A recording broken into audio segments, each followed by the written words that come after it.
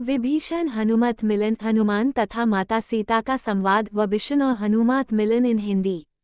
विभीषण हनुमत मिलन, हनुमान तथा माता सीता का संवाद। विभीषण और हनुमत मिलन इन हिंदी। अशोक वाटिका में सीता माता तथा हनुमान संवाद। रामायण। हनुमान विभीषण संवाद संपूर्ण रामायण की कहानी। 100 योजन की दूरी तय करने के बाद हनुमान जी लंका पहुंच जाते हैं। लंका पहुंचने के बाद हनुमान की पहली भेंट लंका के द्वार पर पहरेदार एक राक्षसी से होती है जो कि स्वयं लंका नगरी होती है। लंका में घुसने के लिए हनुमान जी अति सूक्ष्म रूप धारण करते हैं, लेकिन उसके बाद भी वह राक्षसी हनुमान को देख लेती है। वह हनुमान जी को लंका में प्रवेश करने से रोकती है, लेकिन हनुमान जी विराट रूप धारण करके अपने मुके के प्रहार द्वारा उसके नाक को तोड़ देते हैं।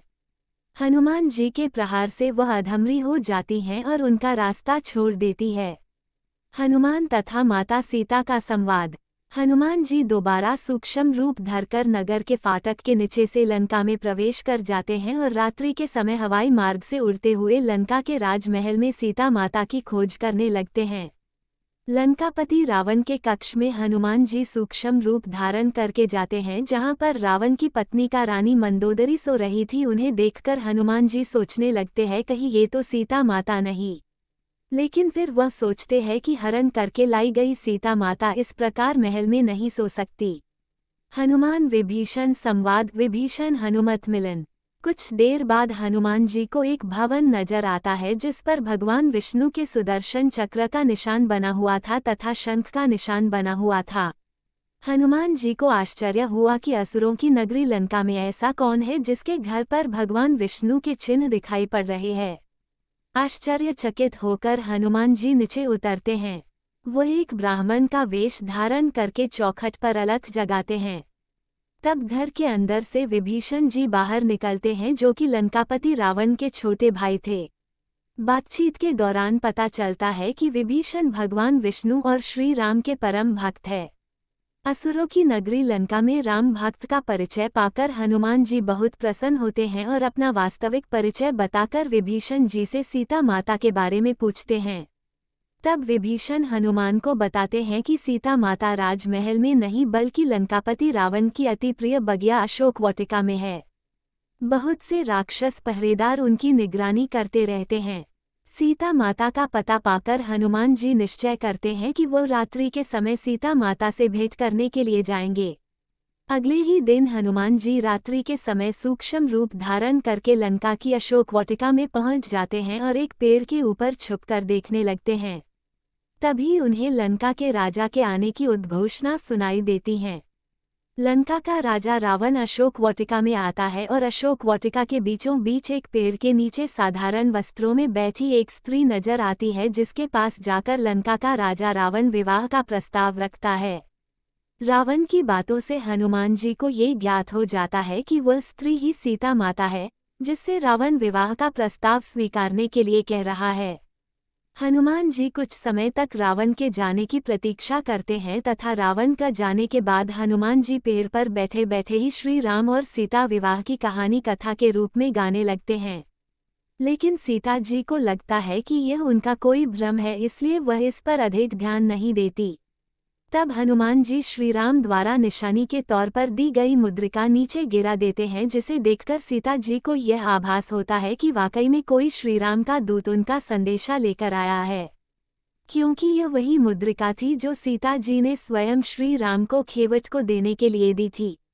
सीता माता से पहली भेंट। हनुमान तथा माता सीता का संवाद। तब माता सीता पूछने लगते हैं कि कौन है जो उनके पति श्री राम का संदेश लेकर आया है, कृपया करके मेरे सामने आइए। तब हनुमान जी पेड़ से कूदकर नीचे आते हैं तथा सीता माता को प्रणाम करके कहते हैं कि हे माता, मैं प्रभु श्री राम का दूत हूँ। अपने सामने एक छोटे आकार के वानर को देखकर सीता जी को ये लगता है कि यह रावण की कोई चाल है, क्योंकि अगर श्री राम का कोई दूत होता तो वह मनुष्य रूप में होता। हनुमान जी के वानर रूप में होने के कारण सीता माता को भ्रम हो रहा था। तब हनुमान श्रीराम द्वारा दी गई मुद्रिका की बात उनको बताते हैं, जो कि केवल श्रीराम और सीता जी को पता थी। हनुमान के इस कथन से सीता जी को हनुमान पर विश्वास हो जाता है कि वो वास्तव में ही श्रीराम के कोई दूत है। फिर वो हनुमान से अपने पति श्री राम और लक्ष्मण के कुशलतापूर्वक होने के बारे में पूछती है और कहती है कि वे कब मुझे इस रावण की कैद से मुक्त कराने के लिए आएंगे, क्या वह मुझे भूल गए हैं। हनुमान जी उन्हें धीरज बांधते हुए कहते हैं कि श्री राम को आपके ठिकाने का पता नहीं ना, इसलिए अब तक इतना विलंब हुआ है। यदि श्री राम को पता होता तो वह कब की आपको यहाँ से मुक्त कराकर ले गए होते। तब हनुमान जी सीता माता को अपने साथ चलने के लिए कहते हैं, लेकिन देवी सीता अपने पत्नी धर्म के पालन हेतु पर पुरुष के साथ स्वेच्छा से जाने के लिए मना कर देती है। तब वो हनुमान को अपनी चूड़ामणि निशानी के तौर पर देती है और कहती है कि श्रीराम ने मुझे यह विवाह के समय दी थी। हनुमान की जाने से पहले सीता जी से यह अनुरोध करते हैं कि उन्हें बहुत भूख लगी है और अशोक वाटिका में बहुत फल लगे हैं, इसलिए यदि आपकी आज्ञा हो तो मैं ये फल खाकर अपनी भूख मिटा लूं। तो सीता माता हनुमान को आज्ञा देती है और हनुमान जी वाटिका के फल तोड़कर खाने लगते हैं। लंका दहन तथा हनुमान रावण संवाद। लंका दहन स्टोरी इन हिंदी।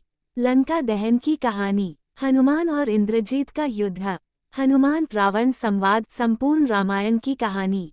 माता सीता से आज्ञा लेकर हनुमान जी अशोक वाटिका के फल तोड़कर खाने लगते हैं। वाटिका में हलचल देखकर वहां के पहरेदार आ जाते हैं और हनुमान जी से युद्ध करने लगते हैं। बजरंगबली हनुमान अपनी शक्ति द्वारा खेल खेल में ही पछाड़ देते हैं। पहरेदार जाकर अशोक बगिया के रक्षक जम्बूमाली को बुलाकर लाते हैं और कहते हैं कि अशोक वाटिका में एक वानर घुस आया है, वह बड़ा ही बलशाली है। जम्बूमाली कुछ सैनिकों के साथ आता है और हनुमान जी उसे भी पूरी तरह से पछाड़ कर भगा देते हैं। जम्बूमाली तथा उसके सैनिकों को एहसास हो जाता है वो कोई साधारण वानर नहीं है। तब जम्बूमाली महाराज रावण की सभा में जाकर उनको ये सूचना देता है कि अशोक वाटिका में एक हनुमान नाम का वानर घुस आया है जो कि बहुत अधिक शक्तिशाली है, जिसने हमारे सभी सैनिकों को पछाड़ दिया है। वो खुद को श्रीराम का दूत कहता है। लंका दहन। हनुमान द्वारा रावण पुत्र अक्षय कुमार का वध। तब लंकापति रावण जम्बूमली को धिक्कारते हुए कहता है कि तुम एक वानर को नहीं पकड़ सके। उसी सभा में बैठे रावण के पुत्र अक्षय कुमार अत्यधिक अभिमान और क्रोध में जम्बूमाली को डांटते हैं और अपने पिता रावण से आज्ञा लेकर रावण पुत्र अक्षय कुमार स्वयं हनुमान को पकड़ने के लिए अशोक वाटिका में आता है। रावण के पुत्र अक्षय कुमार तथा हनुमान के बीच युद्ध शुरू हो जाता है। हनुमान जी अक्षय कुमार के सारे प्रहार विफल कर देते हैं। अक्षय कुमार अपने आसुरी विद्या का प्रयोग करके आकाश में जाकर युद्ध करने लगते हैं, लेकिन शायद उसे बजरंगबली हनुमान की शक्ति का अनुमान नहीं था। अंत में हनुमान जी ने आकाश में ही अक्षय कुमार के पैर पकड़कर उसे इतनी जोर से घुमाया कि उसका शरीर टूटकर 2 हिस्सों में बिखर गया। अपने पुत्र अक्षय कुमार की मृत्यु की खबर सुनकर रावण को भी एहसास हो गया था कि हनुमान कोई साधारण वानर नहीं है। हनुमान और इंद्रजीत का युद्ध। इस पर रावण का सबसे प्रिय पुत्र इंद्रजीत, जो कि सबसे महापराक्रमी योद्धा था, वह प्रतिशोध लेने की बात कहता है और अपने पिता रावण से कहता है कि वह जाकर उस धूर्त वानर को पकड़ेगा।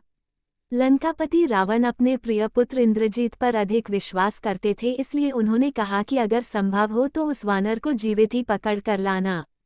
मैं देखना चाहता हूँ कि ऐसा कौन सा वानर है जिसे लंकेश की शक्ति का भय नहीं। तब इंद्रजीत अपने दल बल के साथ अशोक वाटिका में आ जाते हैं। उन्हें देखकर हनुमान जी भी सचेत हो जाते हैं। हनुमान और रावण के पुत्र इंद्रजीत में युद्ध शुरू हो जाता है। दोनों के बीच घमासान युद्ध होता है। इंद्रजीत ये देखता है कि उसके किसी भी बाण का असर महाबली हनुमान पर नहीं हो रहा है, वो खुद विचलित हो जाता है। अंत में इंद्रजीत ब्रह्मास्त्र का प्रयोग करता है। हालांकि हनुमान जी को स्वयं ब्रह्मदेव से वरदान प्राप्त था कि ब्रह्मास्त्र या कोई भी अस्त्र उन्हें बांध नहीं सकता, लेकिन हनुमान जी ये देखना चाहते थे कि लंका का राजा रावण कौन है जिसने माता सीता का हरण किया है। इसलिए हनुमान ब्रह्मास्त्र को प्रणाम करके अपनी इच्छा से उसमें बंध जाते हैं। हनुमान रावण संवाद। तब हनुमान को बांधकर लंकापति रावण के दरबार में लाया जाता है। हनुमान को देखकर लंकापति रावण आश्चर्य में पड़ जाते हैं कि एक साधारण सा दिखने वाला वानर उनके महाबली पुत्र अक्षय कुमार का वध कर सकता है।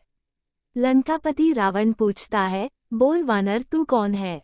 किसने तुझे भेजा है? किस उद्देश्य से हमारे राज्य में प्रवेश किया? अशोक वाटिका को उजाड़ा, और किस वजह से तुमने हमारे पुत्र अक्षय कुमार को मार दिया? तब हनुमान जी ने विद्वान की तरह उत्तर देते हुए रावण से कहा, महाराज, मैं तो केवल अशोक वाटिका में लगे हुए फलों को देखकर अपनी भूख को मिटाने आया था, लेकिन आपके सैनिकों ने मुझ पर हमला किया और मैंने भी उनका उत्तर दिया। आपके जिस सैनिक ने मुझ पर प्रहार नहीं किया, मैंने उसको कुछ भी नहीं किया, केवल उन्हीं का संहार किया जिन्होंने मेरे ऊपर आक्रमण किया, और इसी वजह से मुझे आपके पुत्र अक्षय कुमार को परलोक भेजना पड़ा। रावण कहता है कि वानर, तुम बहुत चतुर हो, तुमने अभी तक अपना परिचय नहीं दिया। अपना परिचय देते हुए हनुमान जी ने कहा कि मैं वायुपुत्र हनुमान हूँ। मैं अपने स्वामी श्री राम का दूत बनकर उनकी पत्नी सीता की खोज में 400 योजन समुद्र लांघ कर आया हूँ। मैं सीता माता से भेंट कर चुका हूँ। मैं तो केवल आपके दर्शन हेतु राज दरबार में आया हूँ, वरना कोई भी ब्रह्मास्त्र या पाश मुझे बांध नहीं सकता।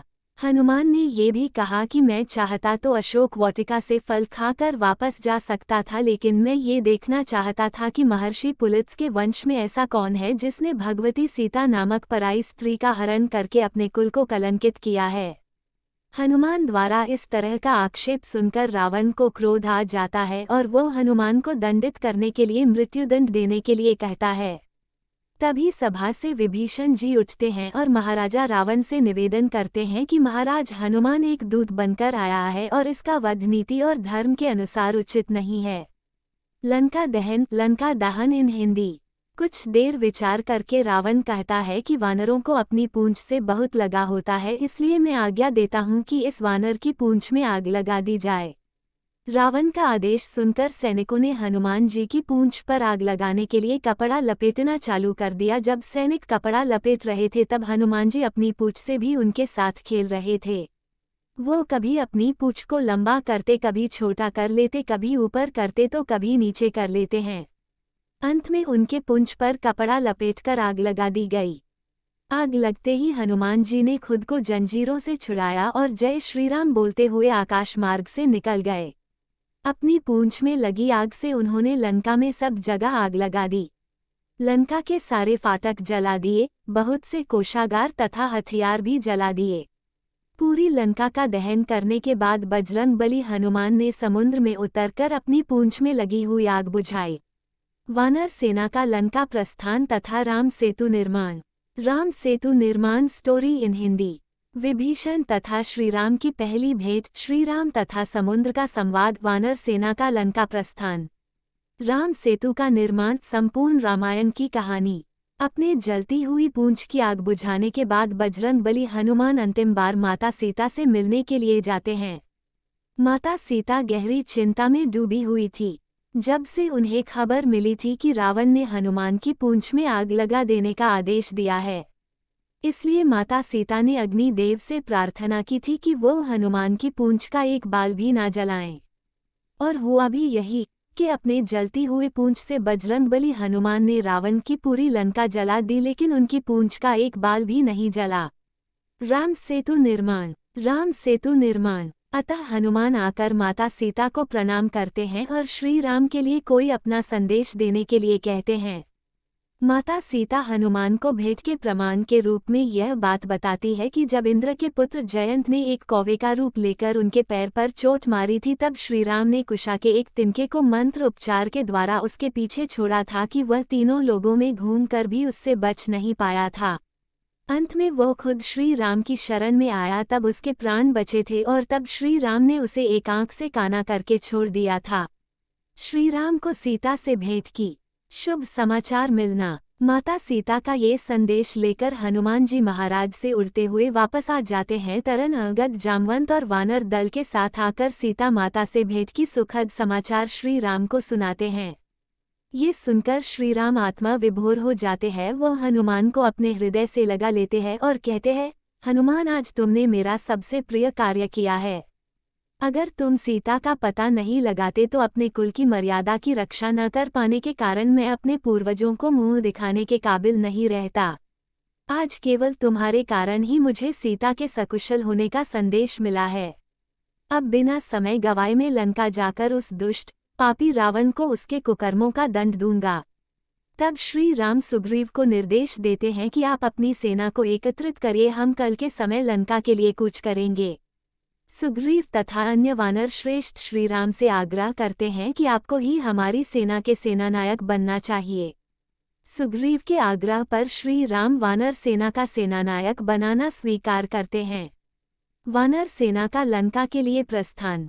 अगले दिन श्रीराम तथा सुग्रीव की पूरी वानर सेना बड़े जोश के साथ लंका के लिए कूच करती है। हर हर महादेव के नारे लगाते हुए सारी सेना उत्साह तथा उमंग के साथ आगे बढ़ती है। लंका के लिए प्रस्थान के कुछ ही दिनों बाद सुग्रीव की पूरी वानर सेना समुद्र तट पर पहुंच जाते हैं, जहां से लंका तथा उनके बीच केवल 100 योजन का समुद्र लहरा रहा था। समुद्र की लहरों को देखकर जामवंत जी श्री राम से कहते हैं कि हे प्रभु, सीता माता की खोज के समय भी हम इसी स्थान पर आकर ठहर गए थे। उस समय बजरंगबली हनुमान की शक्तियों के कारण हमारा कार्य सिद्ध हो गया था, लेकिन अब परिस्थिति अलग है, क्योंकि इतनी बड़ी वानर सेना का एक साथ समुद्र पार करना असंभव है। वहीं दूसरी ओर लंका में रावण का छोटा भाई विभीषण भरी सभा में रावण को ये सम्मति देने का प्रयास करता है कि वो देवी सीता को श्री राम के पास आदर के साथ पहुंचा दे, इसी में सबकी भलाई है। इस पर रावण उसकी हंसी उड़ाते हुए उसका अनादर करता है तथा लात मारकर उसका मुकुट गिरा देता है। विभीषण का मुकुट गिरते ही पूरी सभा उस पर हंसने लगती है। तब विभीषण कहता है कि मैं तुम्हारे ऊपर मंडराते हुए काल को देख रहा हूँ। स्वयं महाराज द्वारा मेरा सम्मान मेरी मृत्यु के समान है, इसलिए मैं आज से लंका को छोड़कर जा रहा हूँ। श्रीराम तथा विभीषण की भेंट। ये कहकर विभीषण अपनी माता से भेंट करके श्रीराम के शरण में आने का फैसला करते हैं तथा वह अपने 4 मंत्रियों के साथ वायु मार्ग से होते हुए समुंदर के इस पार बसी श्रीराम के छावनी में आते हैं, उनसे शरण मांगते हैं। शरणागत वत्सल श्री राम अपने शत्रु के छोटे भाई को भी अपनी शरण में लेते हैं और उसे यह वचन देते हैं कि उसे रावण के वध के बाद लंका का अगला राजा बनाएंगे। तब वही समंदर किनारे श्री राम विभीषण का राज्य अभिषेक करते हैं। उसके बाद सबसे बड़ी जो समस्या थी, जो कि 100 योजन का समुद्र कैसे पार किया जाए, तो विभीषण यह सलाह देते हैं कि उन्हें समुद्र देव से प्रार्थना करनी चाहिए कि वह उनकी सेना को लंका तक जाने का रास्ता दे। तब श्री राम सभी को कहते हैं कि हम समुद्र देव से रास्ता देने के लिए प्रार्थना करेंगे। लेकिन लक्ष्मण जी को यह अच्छा नहीं लगा। उन्होंने कहा कि भैया, हमें रास्ता मांगने की जरूरत नहीं है, क्योंकि यदि आप आदेश करेंगे तो समुद्र को वैसे भी हमें रास्ता देना ही पड़ेगा। लेकिन श्री राम लक्ष्मण की इस सलाह को अपनी मर्यादा के कारण टाल देते हैं, क्योंकि श्री राम जानते थे कि समुद्र की मर्यादा भगवान की तरह होती है, जिससे वह बंधे होते हैं। श्री राम द्वारा समुद्र की आराधना। श्री राम समुद्र देव की आराधना करने के लिए किनारे पर बैठ जाते हैं, क्योंकि उन्हें उम्मीद थी कि समुद्र उनकी आराधना से प्रसन्न होकर उनको सेना सहित लंका तक जाने का मार्ग अवश्य देंगे। लेकिन 3 दिन तक लगातार प्रार्थना के बाद भी समुद्र की तरफ से कोई प्रतिक्रिया नहीं हुई।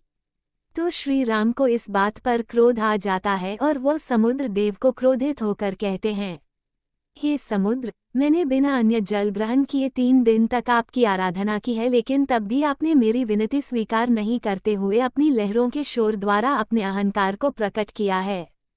इसलिए अब मैं अपने तीखे और अग्निवर्षक दिव्यास्त्र के प्रयोग से आपका सारा जल पाताल तक सुखा दूंगा। ये कहकर श्री राम अपने धनुष पर बाण चढ़ा लेते हैं। इतने में ही त्राहिमाम त्राहिमाम करते हुए समुद्र देव आते हैं और श्रीराम से क्षमा मांगने लगते हैं और कहते हैं कि हे प्रभु, मुझे क्षमा करें। श्रीराम तथा समुद्र का संवाद। हे प्रभु, मुझे क्षमा करें, लेकिन मैं आपको अपने जल में से रास्ता नहीं दे सकता, क्योंकि समुद्र की एक मर्यादा होती है जो कि स्वयं अपने नारायण अवतार में निर्धारित की थी। इसलिए हे दया निधान, कृपया करके आप अपनी वानर सेना को लंका तक पहुंचाने के लिए मेरे ऊपर पत्थरों से एक सेतु बना सकते हैं। आपकी सेना में नल और नील नाम के 2 मंत्री हैं, जिनमें से एक विश्वकर्मा जी का पुत्र है। वह आपकी समुंदर के ऊपर सेतु बनाने में सहायता कर सकता है। अतः सभी वानस अगर पत्थर के ऊपर श्री राम लिखकर समुद्र में छोड़ेंगे तो वह पत्थर तैरने लगेगा और मैं स्वयं उन पत्थरों को बिखरने से रोकूंगा तथा एक कतार में जकड़ कर रखूंगा। इस तरह कुछ ही समय में समुंदर पर आप सेतु बनाने में सफल हो पाएंगे, जिस पर चलकर आपकी पूरी वानर सेना लंका तक पहुंच जाएगी। सागर पर सेतु निर्माण। श्री राम को समुद्र देव ये परामर्श अच्छा लगता है, इसलिए उन्होंने महाराज सुग्रीव को आदेश दिया कि वह अपनी सेना को आदेश दे कि पत्थरों से एक सेतु निर्माण का कार्य जल्दी ही आरंभ करें। सभी वानर सेतु निर्माण में लग जाते हैं, जिसमें सभी वानर सैनिक पत्थर पर श्रीराम का नाम लिखकर समुद्र में छोड़ रहे थे तथा श्रीराम नाम के कारण सभी पत्थर पानी पर तैर रहे थे। सेतु निर्माण पूरा होने तक श्री राम वही समुंदर किनारे एक शिवलिंग स्थापित करके भगवान शिव की आराधना करने लगते हैं।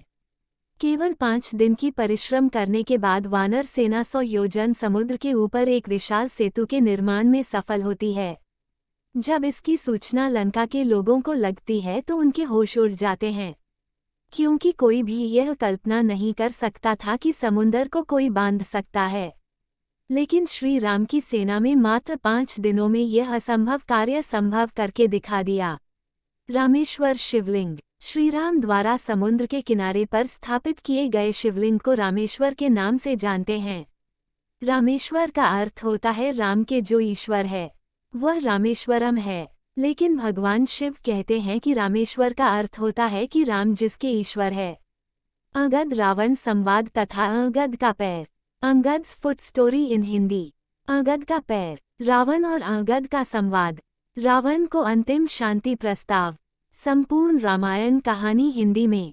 राम सेतु निर्माण के बाद समस्त वानर सेना समुद्र को पार करके लंका तक पहुंच जाते हैं। लंका पहुंचने के बाद श्री राम सुग्रीव को आदेश देते हैं कि वो अपने अपने पड़ाव यहां डालें। वानर सैनिक वहां पर अपने अपने तंबू खड़े करने में व्यस्त हो जाते हैं। राम की सेना लंका में प्रवेश कर चुकी है, ये खबर सुनकर लंका के राजा रावण भी आश्चर्य में पड़ जाता है और वह अपने गुप्तचर को श्री राम की सेना में उनके भेद जानने के लिए भेजता है। श्री राम विभीषण जी के साथ मंत्रणा करके युद्ध की रणनीति बना रहे थे, तब रावण के 2 गुप्तचर, जिनमें एक रावण का खास सैनिक था जिनके नाम सुख और सारन था, वे दोनों भेष बदलकर श्री राम की सेना में उनका दल बल का भेद जानने के लिए घुस जाते हैं। अंगद रावण संवाद। अंगद का पैर। रावण के गुप्तचर। रावण के गुप्तचर सुख और सारन वानर सैनिकों का वेश धारण करके श्री राम की सेना में इधर उधर घूम रहे थे ताकि उनकी पूरी छावनी की व्यूहरचना रचना का भेद जान सकें। लेकिन विभीषण उन दोनों को पहचान जाते हैं और उन्हें पकड़कर श्री राम के समक्ष लेकर आते हैं। लक्ष्मण, जामवंत, अंगद और सुग्रीव आदि सभी श्रीराम से आग्रह करते हैं कि उन दोनों गुप्तचरों को मृत्युदंड दिया जाए, क्योंकि युद्ध नीति यही कहती है एक गुप्तचर यदि पकड़ा जाए तो उसके लिए मृत्युदंड का ही विधान है। लेकिन श्री राम रावण के दोनों को गुप्तचरों का छोड़ने का आदेश देते हैं और कहते हैं कि युद्ध में विजय और पराजय केवल गुप्तचरों पर निर्भर नहीं करते, और यदि ऐसा है तो योद्धा का रण कौशल और पराक्रमी होने व्यर्थ है। इसलिए श्रीराम दोनों लोग गुप्तचरों को मुक्त करने का आदेश देते हैं। उन दोनों को ये भी कहते हैं कि यदि तुमने हमारी पूरी छावनी का अवलोकन न किया हो तो तुम अभी भी पूरी छावनी का अवलोकन कर सकते हो, बल्कि महाराज विभीषण तुम्हें खुद अवलोकन करवाएंगे। श्रीराम के मुख से ऐसे वाक्य सुनकर दोनों गुप्तचर उनके पैरों में गिर जाते हैं और बोलते हैं कि हे कृपा निधान, हम तो मृत्यु के पात्र हैं, लेकिन फिर भी आप हमें मुक्त कर रहे हैं। वाकई में आप जैसा उदार और दयालु शत्रु हमने आज तक नहीं देखा। ये कहकर दोनों गुप्तचर चले जाते हैं। जब ये खबर रावण को पता चलती है तो वह अपने दोनों गुप्तचरों को धिक्कारता है और कहता है कि तुमने अपने प्राणों के भय से आत्मसमर्पण कर दिया। अंगद को दूत बनाकर भेजना। अगले दिन श्रीराम की सेना लंका पर चढ़ाई करने के लिए तैयार थी। मर्यादा पुरुषोत्तम श्रीराम ने अंतिम बार रावण को अवसर देने का विचार किया, इसलिए उन्होंने एक बार फिर रावण के पास शांति प्रस्ताव भेजने का निश्चय किया। श्री राम की तरफ से रावण को शांति प्रस्ताव देने के लिए बालीपुत्र अंगद को चुना जाता है, जबकि लक्ष्मण जी बजरंगबली हनुमान को दूत बनाकर भेजने का परामर्श देते हैं। लेकिन श्रीराम ने ये सोचकर उन्हें दूत बनाकर नहीं भेजा, क्योंकि वह पहले भी रावण के दरबार में जा चुके हैं। इससे रावण को यही लगेगा कि हमारी सेना में हनुमान के अतिरिक्त कोई वीर वानर नहीं है। युवराज अंगद को शांति प्रस्ताव लेकर लंका में भेजा जाता है। लंका के द्वार रक्षक अंगद को महाराज रावण के दरबार में ले जाते हैं। रावण के दरबार में अंगद का एक दूत की तरह सम्मान न होने के कारण वह बोलता है। अंगद रावण संवाद। हे रावण, मैं श्रीराम का दूत हूँ, इसलिए आपका कर्तव्य था कि मुझे एक दूत की तरह सम्मान देकर मेरे लिए एक आसन की व्यवस्था होनी चाहिए थी, किंतु आपने ऐसा नहीं किया, इसलिए मेरा ये धर्म बनता है कि मैं यहाँ से लौट जाऊं। लेकिन मेरे ऐसा करने से श्रीराम प्रभु का संदेश आप तक नहीं पहुँच पाएगा, इसलिए मैं स्वयं ही अपने लिए एक उचित आसन का प्रबंध करता हूँ। इतना कहकर अंगद अपनी पूंछ से रावण के सिंहासन जितना ऊंचा आसन बना लेता है और इस पर बैठकर बोलता है।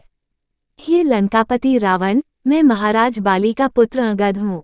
मेरे प्रभु श्री राम ने मुझे आपको अंतिम अवसर के रूप में शांति प्रस्ताव सुनाने के लिए भेजा है, अतः श्रीराम का संदेश ध्यान से सुने। हे रावण, आप त्रिलोक विजयी, अत्यंत शक्तिशाली, भगवान शिव के परम भक्त और परम ज्ञानी हैं। उसके पश्चात भी आपने जगत में निंदा के योग्य कार्य किया है, जिसमें आपने हमारे स्वामी श्री राम की पत्नी सीता का हरण किया है। श्री राम अपने पत्नी सीता को मुक्त कराने और आपको आपके कर्मों का दंड देने के लिए लंका के द्वार तक आ गए हैं, लेकिन उन्होंने आपको अंतिम बार शांति स्थापित करने का अवसर दिया है। श्री राम का कथन है कि आप उनकी पत्नी सीता को सम्मान सहित उन्हें लौटा दे तो वह बिना युद्ध किए वापस लौट जाएंगे और आपकी लंका नगरी भी विध्वंस होने से बच जाएगी। अंगद के मुंह से शांति प्रस्ताव सुनने के बाद रावण का अहंकार और भी बढ़ जाता है, क्योंकि वह सोचता है कि राम ने मेरे भय के कारण युद्ध से बचने के लिए शांति प्रस्ताव भेजा है।